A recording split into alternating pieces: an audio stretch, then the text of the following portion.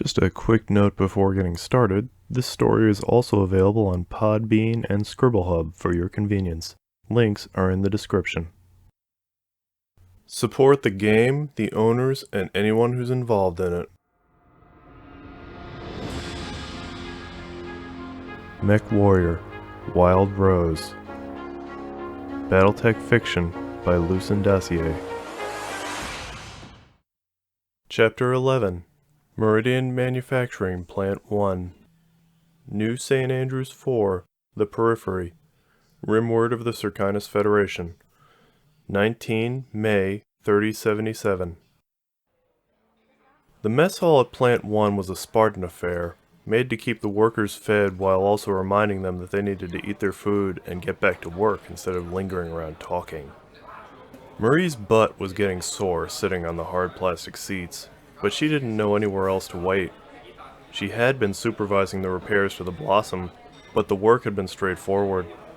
Within a few days, the mech would be ready to march back out into the field. Unfortunately, the repairs were only half the problem. The rest of the hussars had arrived a few hours after the attack and had been able to escort the convoy and its guards back to Plant 1 for repairs and medical attention. Marie only half remembered what had happened after that. There had been blast marks and mech footprints scattered all around the plant. She had been called to a debriefing with Carradine. Marie couldn't remember any of what she'd said. All she remembered was the intense look that had been on the lieutenant's face. She'd crashed into bed shortly after being dismissed, waking up the next morning to get to work on repairs. She'd expected Carradine, Cohill, or maybe Napier to want to talk to her, but there had been total silence from the higher-ups. For the last 24 hours, the most she'd gotten had been when she'd briefly run into Thomas, and he'd curtly explained Carradine was in meetings with Meridian. She had kept herself occupied going over the Blossom's systems and getting the mech fixed. She'd flushed the heat sinks with fresh coolant and hooked the heat gauge back up, but now she was waiting on armor plates to be fabricated, which left her at loose ends. She couldn't even go over the Blossom's battle ROMs. Thomas had pulled the mech's black box, including the sensor and communications records, saying Carradine needed it. She wasn't sure she wanted to look at the records anyway. She got chills when she saw the melted scar the PPC had left alongside the Blossom's cockpit. The convoy vehicles that had been dragged back for repairs looked even worse, pockmarked with bullet holes and with wheels blown off from mine explosions. To say nothing of the men and women who had needed to be flown to the hospital in Kilremont. "Evening," a man said to her as he walked past. He set a pack of cigarettes down on the table in front of her with a nod of appreciation. Marie felt her heart get heavier at the small gesture. She managed a tight-lipped nod and a mumbled thanks as he walked away. Just the latest token gesture out of dozens she'd been getting for the past day.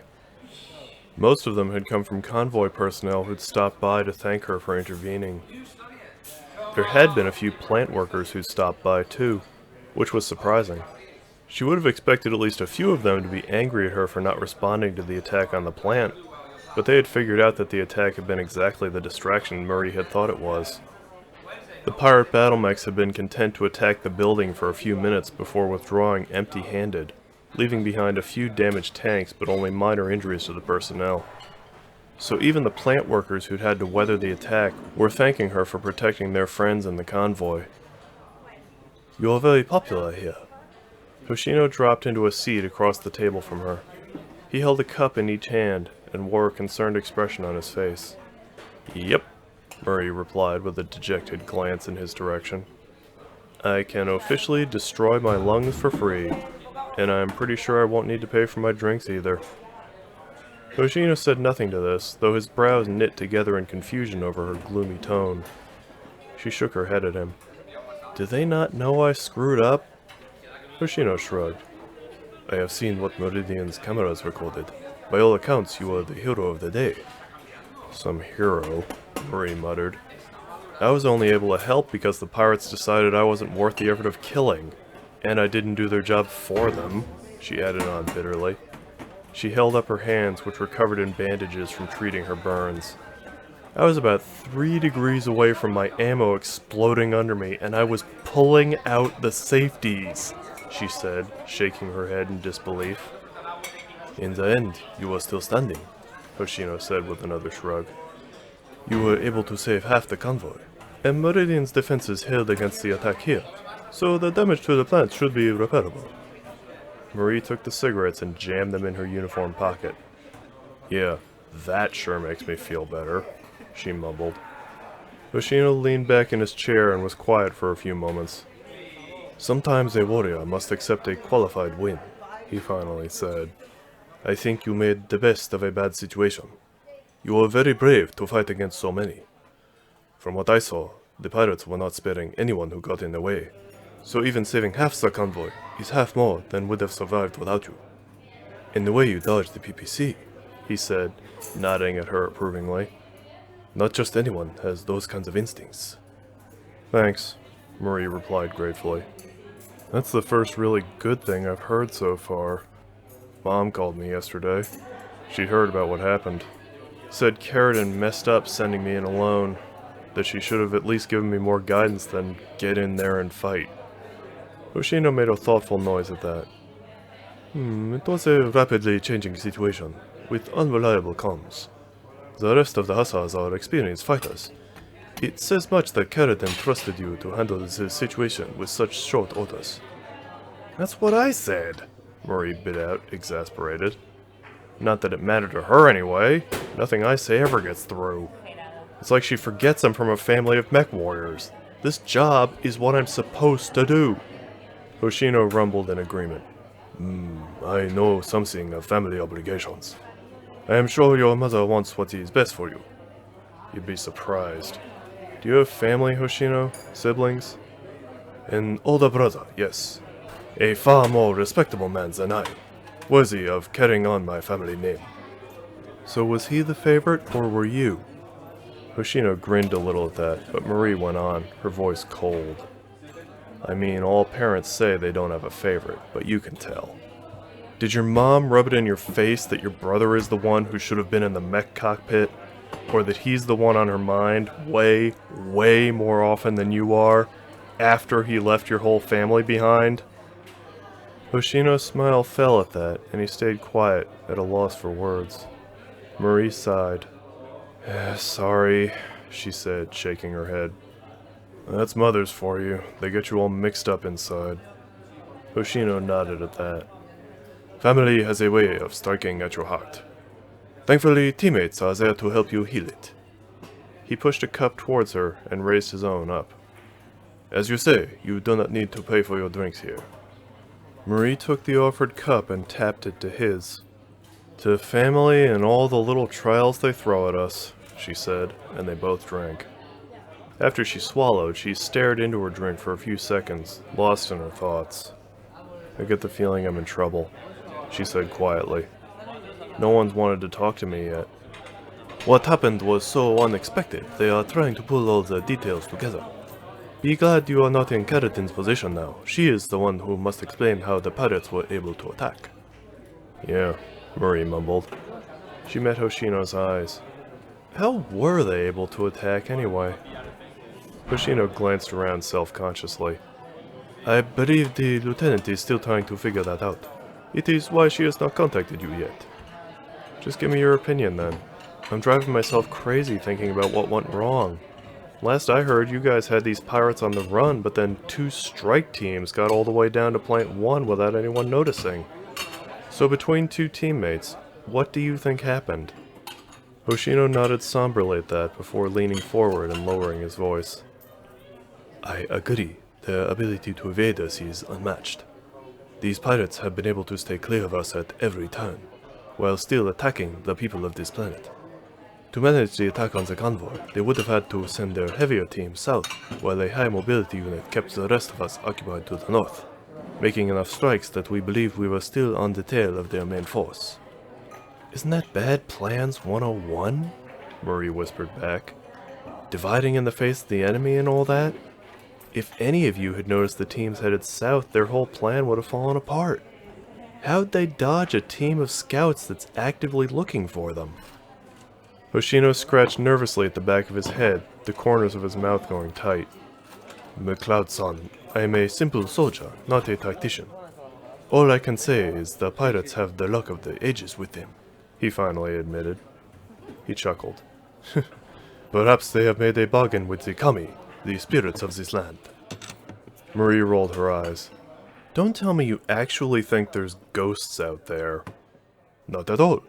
The kami are peaceful spirits. I admit I am surprised to think they might be involved. Usually the kami favor the just and noble. Perhaps they are playing a prank to test our resolve. They certainly caused enough malfunctions on my Katamari. Marie rolled her eyes again. Well, that sure clears things up. So, don't suppose you know a wizard we could hire to tell these kami to back off? Hoshino chuckled again. Sadly, no. But we hussars constantly fight against forces larger and better equipped than ourselves.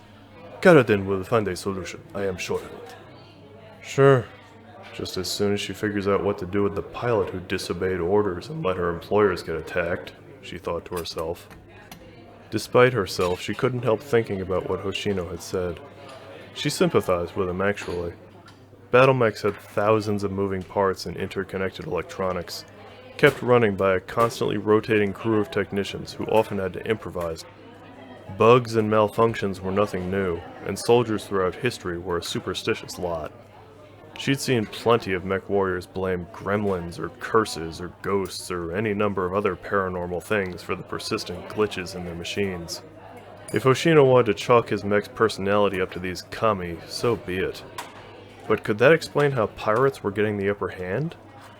It was a strange enough concept that Marie found herself considering it. It would certainly explain a few things if the pirates had literal ghosts on their side. What next? Magic? Disappearing mechs? She'd certainly heard the story of Morgan Kell and his invisible archer enough times. She didn't believe it, of course. But there had to be some grain of truth for the legend to spring from. So if that were the case, where would these all-powerful kami have come from? Her eyes widened as an idea struck her. She checked the chronometer on her wrist comp, seeing it was still early evening. Karadin might still be in meetings. Marie and Hoshino both looked up at an energetic voice coming from the entrance of the mess hall. Marie's spirits fell when she recognized the reporter from earlier. Sure enough, right behind him was his cameraman, wired up with HoloLenses. Currently, the reporter was speaking with a few of the Meridian workers, but she could practically feel him getting ready to come her way. Marie groaned. One guess who he wants to talk to. He should not, Hoshino commented. Our lieutenant and his own superiors are still looking through all the details. Talking to us would simply be spreading rumors. Marie forced a smile as the reporter glanced in her direction. Don't suppose there's a back way out of this place, she whispered to Hoshino. Hoshino tilted his head towards the back of the mess hall. Kitchens always have another door. Go, get some rest. I will run interference, he said, winking at her. Marie whispered him a quiet thanks, downed the last of her drink in one gulp, then stood up and hastily headed towards the kitchen door. She heard the reporter call out to her, followed shortly by Hoshino's voice interrupting him. She mentally thanked Hoshino again and slipped through the door to the kitchen. She walked past the busy chefs, doing her best to look like she had every right to be there and hoping her uniform would sell it. She made it to the back in short order, finding a door to a hallway outside the mess hall. Once she was outside, she made her way across the plant, finding a conference room she'd seen Karadin going into earlier. As she stepped up to knock, the door flew open and Thomas stormed out, so fast that Marie stepped on his foot. "Watch it!" Thomas snapped, recoiling and stumbling. "I don't need you breaking my bones with those things, pilot!" Marie stepped back, apologizing quickly. "What do you need?" he asked.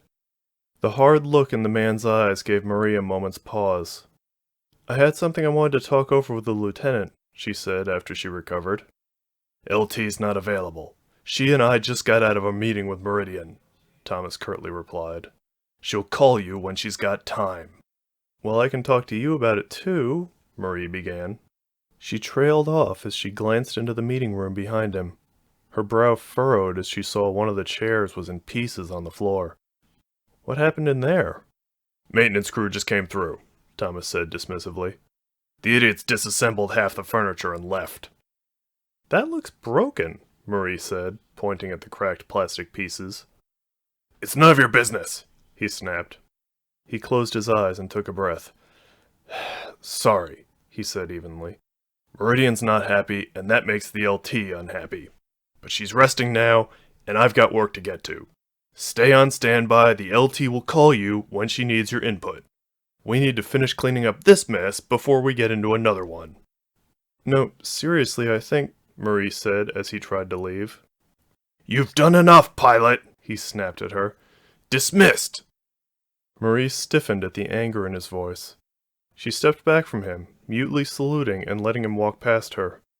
She glanced back inside the conference room for a moment, her lips tight as she looked over the smashed chair. Did Thomas really expect her to believe it was the maintenance crew? She decided even if the lieutenant was resting, it was worth checking to see if she was awake. If Meridian was so mad it had the sergeant destroying furniture, the hussars needed a break, fast. Marie headed for the apartments that had been set aside for them. LT, are you up? She asked, tapping on Carradin's door. There was a noise of movement from inside, and the door opened a few seconds later.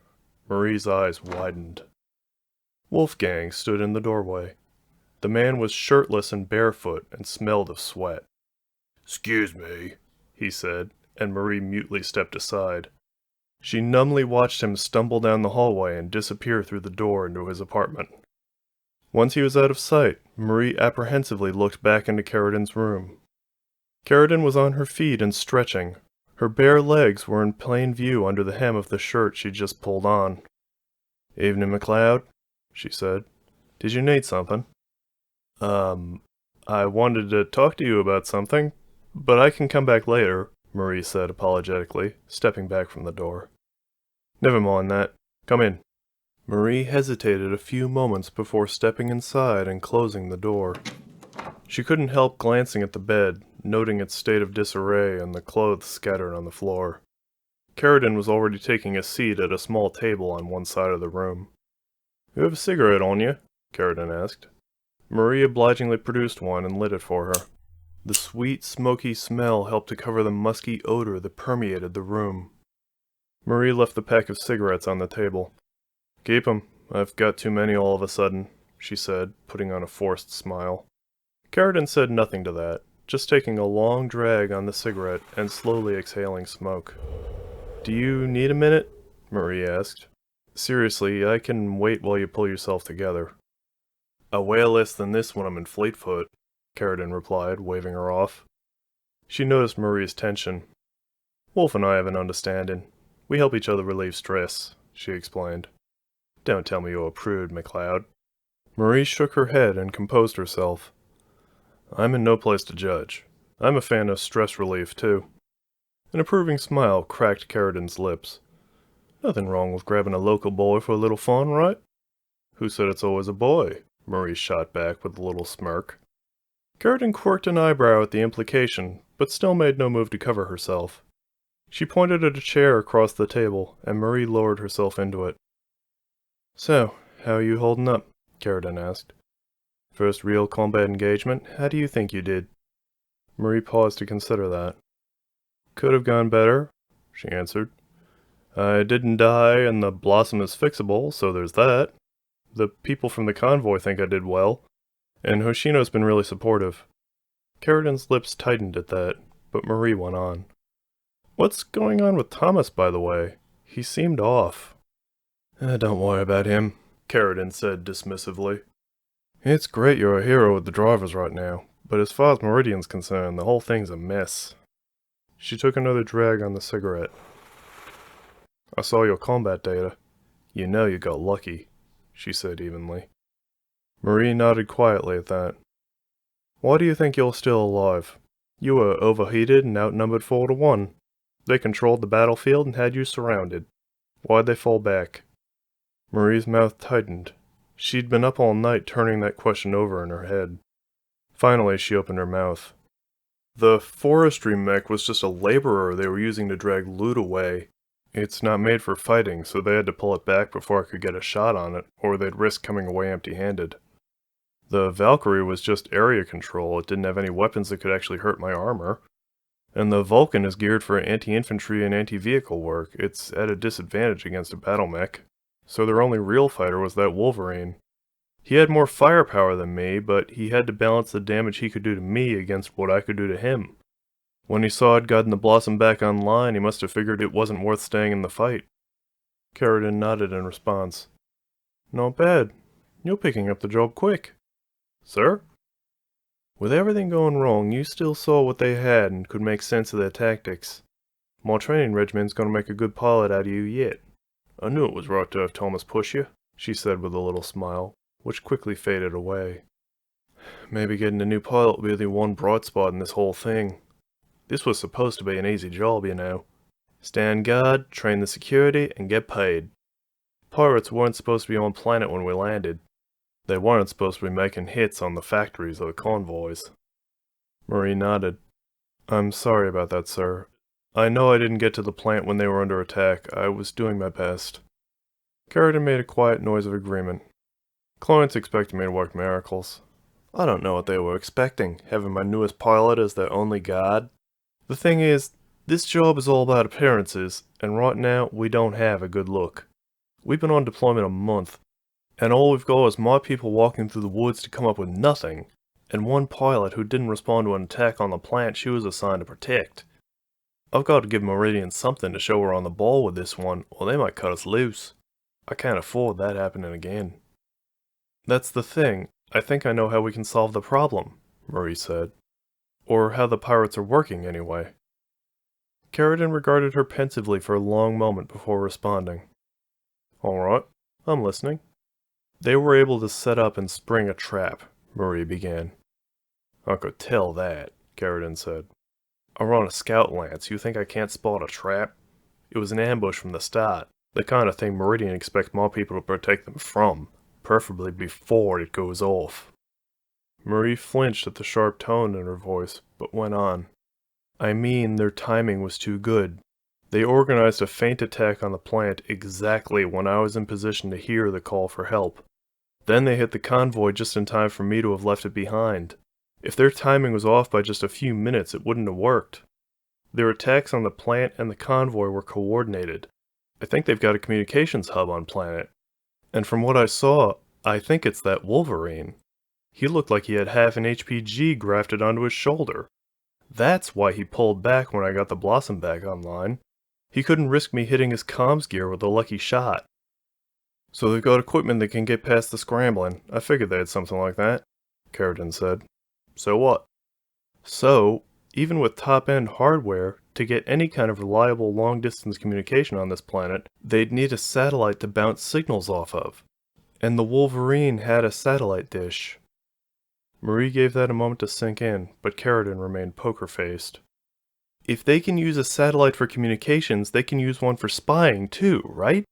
They could have an eye in the sky watching everything we're doing. They'd know exactly how to avoid us that way, and exactly which targets to hit. Carradine shook her head. That sounds like grasping at straws, McCloud. You're filling in blanks when there's an easier answer. No one needs orbital communications on this planet. You were able to contact me just by getting up on a ridge. Odds are they do the same thing. And I don't care if this Wolverine has the best satellite uplink in the inner sphere and a Comstar presenter personally running it. It's still worth nothing on a planet with no satellites. There weren't any before the pirates arrived, Marie corrected. What if they put one in orbit on their way in? Their dropship's engines would have been making so much noise no one would have noticed it deploying something like that. Making a spy satellite like that takes manufacturing facilities, computer programming, and a dozen other things, Carradine replied skeptically. And there's been no reports of this group picking up a satellite on the way off planet, or anyone finding one on any of the other planets they've hit. A little spy satellite's not that much more advanced than the damn camera drones Meridian's swarming us with, Murray argued. And they might have all the facilities to make it on their dropship. They could build a satellite en route to a planet and just leave it behind when they leave. It would burn up in atmosphere or crash, and it'd be months before anyone even finds the debris, let alone figures out what it's for. Carradine thought about that. It would explain how they're able to avoid us, she finally muttered. Okay, let's say that's the case. Do you have a plan for how to deal with it? You have some way to track down a satellite no one has ever been able to spot. That's the thing. We don't need to find it, just find what it's talking to, Marie said, holding up a finger. Carradine quirked an eyebrow, and she gestured for Marie to go on. They're probably using line-of-sight communications to avoid detection, but that means the Wolverine has to stick its head out long enough to line up its dish and shoot a laser communication up to orbit and back again. If we get a clear view of the area and look for high-power laser signals, we can catch them when they communicate with their satellite. Their own transmission will point us right to them. She took a breath, steadying herself for the next part. We've got a rough idea of where they're operating just based on the strikes they're making. I can watch the whole area for a signal if I'm airborne. Carradine's eyes hardened. I thought I made myself clear, McCloud. No flying until I'm convinced you're up to it. You know I'm up to it, and I've been training on the simulator every chance I get. Carradine gave her a skeptical look. I know how much time you've been spending in there, and I also know Meridian doesn't have a LAM simulator on hand. They don't. That's why I rewired it. Now the simulator runs a pretty good copy of the Blossom. You rewired it, Carradine repeated flatly. And you thought it was alright to mess around with Meridian's property? I'm the one that has to answer to these people for every mistake, McCloud. I knew what I was doing, Marie protested. And I had to get training in somehow if I ever wanted to fly her. It's not like I've got a standard mech. You've got no mech, Carradine sharply corrected. I own that machine. I hired you because you're qualified to pilot it, but I thought you understood you're doing it under my command. I can't have one of my people deciding they know better, got it? Marie held up her hands. Alright, sorry, she said. Carradine sighed and took another drag on the cigarette. Her eyes softened slightly as she exhaled. Let's call it a learning experience, she said. It'd be more concerning if you were a fresh academy grad. I have to remind myself that you're new at this game. This is just part of me breaking you in and getting you up to speed with the rest of us. Marie felt a little wash of relief in her chest at that. Alright, thank you, sir. So, what about aerial patrols? Carradine shook her head. Sorry, McCloud. We're barely being paid enough to keep our machines running. Even if these pirates don't have anti-air capability, which is a big if, I can't afford to keep you fueled up long enough to comb the whole sky hoping to spot a laser beam that's only visible for a millisecond. In case you didn't notice, it's a really big sky. And you've got nothing to go off of but your hunch. It's not worth risking the lamb and the fuel over that. Marie's expression tightened. I'm saying we could actually find the pirates and take the fight to them. That's got to be a better look than just going back to wandering through the woods. And we get a bonus if we actually get rid of them, right? She asked, trying to remember the terms of the contract she'd read a month ago. If I can find them, that bonus will cover all the fuel I burn 12 times over, and we'll get their mechs as salvage. Carradine stayed quiet at that. Do you really want to let the pirates get air superiority with a 10-kilo camera? Carradine sighed and flicked ashes from the cigarette. I already made my decision, McCloud. Good for you showing some initiative. It's more than anyone else is doing for me right now. But I can't afford the risk. Marie's shoulders fell. I understand, sir. Carradine took a long drag on the cigarette, burning it almost down to the butt. The woman kept her eyes on Marie as she slowly breathed the smoke out of her nostrils. Finally, she opened her mouth. How are repairs going? Is the lamb holding up after that engagement? She's fine, Marie answered. Front landing gear got knocked out of alignment again, but I'll get that straightened after I finish the armor. She'll be ready to go back on guard duty in another day. Tell you what, we're recommencing scouting sweeps tomorrow. As soon as the Blossom's fixed, you can come out to join us. I think you've earned a break from just standing around. Marie blinked. Really? Why not? I told Meridian I'm calling you out as soon as I get a hint of pirate activity. If nothing else, what happened at the convoy counts as a hint. And I could use someone out there who's able to think for herself. Thank you, sir. I won't let you down. Say that you don't. Now go get some rest. I need you fresh if you're going out in the field. Oh, and McCloud? She asked as Marie turned to go. Marie looked over her shoulder back at her. If you're thinking about getting some stress relief, remember Wolf is my personal distraction. And frankly, I'd warn you off of Hoshino. Something in Carradin's voice made Marie turn around to look at her, a questioning look on her face. Something I should know? She asked. Carradin shrugged and casually ground the cigarette out on the table. Every hussar has something in their past they're moving away from, she said. Hoshino had a little incident with a girl way back when. The convoy, she wasn't interested, but he wasn't having it, if you get my drift. Marie's eyes widened. You mean...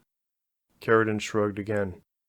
A little unit like mine can't be too picky about who we hire, so I tolerate his past. I get it, he's a funny guy, or at least he tries to be. But it's best not to tempt him. All right, sir, Marie said, and stepped outside, quietly closing the door behind herself. Meridian Manufacturing Plant 2, New St. Andrews 4, The Periphery, Rimward of the Circinus Federation, 21 May 3077. After another day of repairs, Marie was up and piloting the Blossom on her first actual scouting sweep. Carradin kept Wolf and Hoshino back at Plant 1 for rest and guard duty, while she and Marie headed out alongside Bauer and his Arbiter, making way for Plant 2. The operation was fairly straightforward. Carradin ranged out ahead in Fleetfoot, laying out a path for Marie and Bauer to follow along while they kept an eye on their sensors. Marie suspected Carradin was relying on her for that last part. The Arbiter's sensors were so outdated you were almost better off just looking out the canopy. On the upside, the Arbiter was no faster than the Blossom, which made it easy to keep up with. The main drawback to escorting Bauer was that he was a talker. Despite everything else going on, Meridian was still moving ahead with their marketing campaign, and the latest holo advertisement was due to drop in another week. He was full of comments about camera angles, scripts, and CGI that were being used. Having been exposed to comments like that for the last few weeks already, Marie could only listen to him with half an ear, occasionally making a noise of agreement. As such, it caught her off guard when Bauer asked her how big of a runway she would need to take off. I mean, it would have to be smooth and not aimed at any trees, she answered. But if I had that, I wouldn't need a very long one. Hey, so is this smooth enough? He asked, sweeping his Arbiter's ape-like arm to encompass the backcountry road they were walking along. Why don't you give it a shot? Before Marie could say anything, his cockpit hatch popped open and he tossed out a camera drone. Marie stammered again. Well, I guess if I had the space to... She caught herself, Carradin's warning from earlier echoing in her ears. Actually, you should talk to my LT. The mech's not I mean, I have to clear flight time with her first. Nay, lassie, you're already cleared, Bauer answered, sounding almost confused. She brought it up with me afore we left. Marie's brow furrowed. Say again? Your lieutenant came to me this morning with her updated scouting plan. Aerial reconnaissance. It sounds like a great idea to me. You can look for any kind of camps without getting stuck in the woods, eh? I figured she'd already filled you in. Or, wait, are you switching pilots in your machine? No, I'm the aero pilot, Marie answered distractedly as she tried to process what he'd said. You know what? Hang on, just let me check the flight plan, she said, before she switched her comm line over to the Hussars' Lance channel. Fleetfoot, this is Blossom. Come in. This is Fleetfoot, Carradin replied, her voice distorted by even the relatively short distance she was from Marie. Report, Blossom. Sir, I've got Bauer telling me to take off and conduct aerial patrols. Did you authorize those? Yes, I was discussing them with the client this morning. Turns out they like the idea. Marie twitched. I talked to you about this just a day ago. You said we can't risk it. I rethought things this morning. I figured it was worth running past the client, Carradin replied smoothly. I'm glad you came to me with the idea first, by the way. If you'd gone straight to the client, they might not have been up for it. What? Why? They've known for a while the raiders are getting information from somewhere. Up until this morning, they'd figured there's a mole feeding them intel. It's not hard to slip a few C-bills in the right pocket. What are you saying? Marie asked. They know you're new at this, and you're hungry. And, well, I wasn't going to bring this up, but they've been seeing you on the communicator a lot during your off hours, talking about the Hussars' patrols. Marie blinked. I'm talking to my mom, she said incredulously. She checks in on me. This earned her a mildly annoyed sigh in response. I thought you and your mother traveled with mercenaries before. Soldiers since the beginning have understood the Cole's home have to wait when they're on deployment. Yes, sir, but I mean, it was harmless, I swear.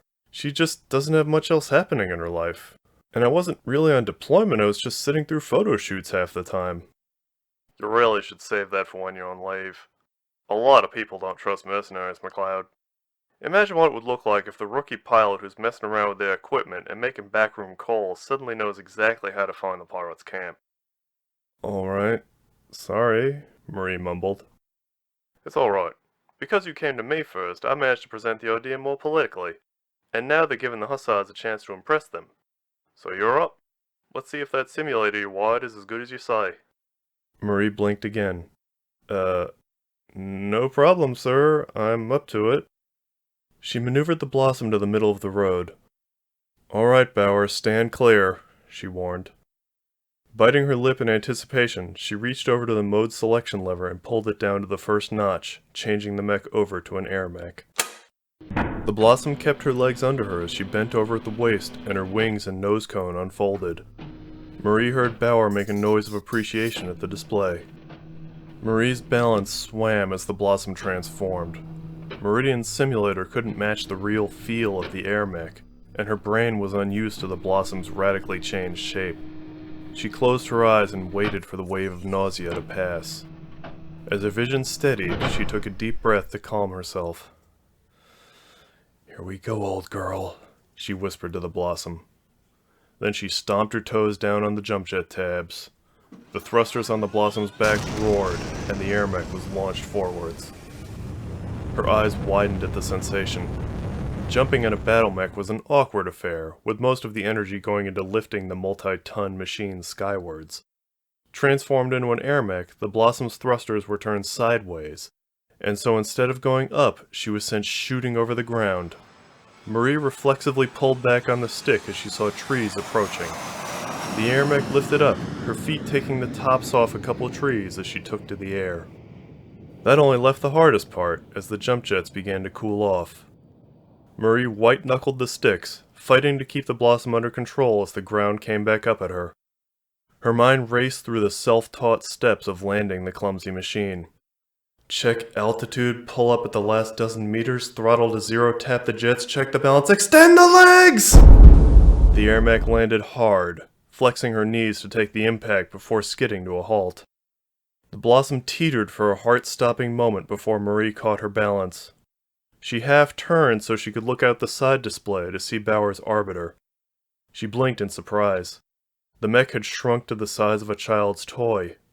The computers registered it as being almost half a kilometer away.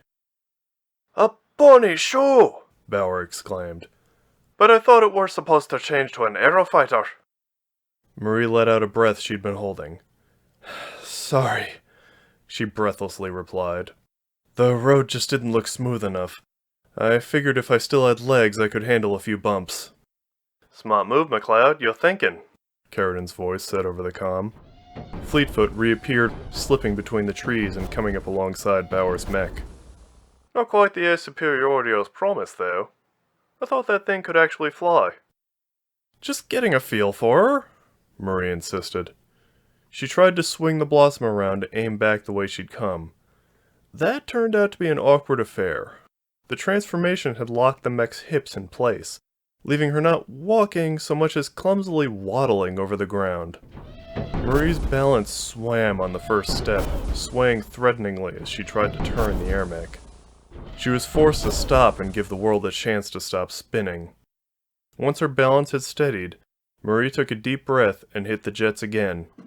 This time she was ready for the burst of acceleration and pulled up much quicker, flying up into the sky. As she leveled off, she throttled up, and the Blossom tucked in her arms and legs like a skier shooting down the slopes. The air mech wobbled as she flew, the controls feeling sluggish in Marie's hands. She still managed to loop around, coming in for a high-altitude pass over Bauer and Carradin. "Not bad, McCloud," Carradin's voice said over the comm line. "I knew it was a good idea to get you up there. The hussars just got their own air support."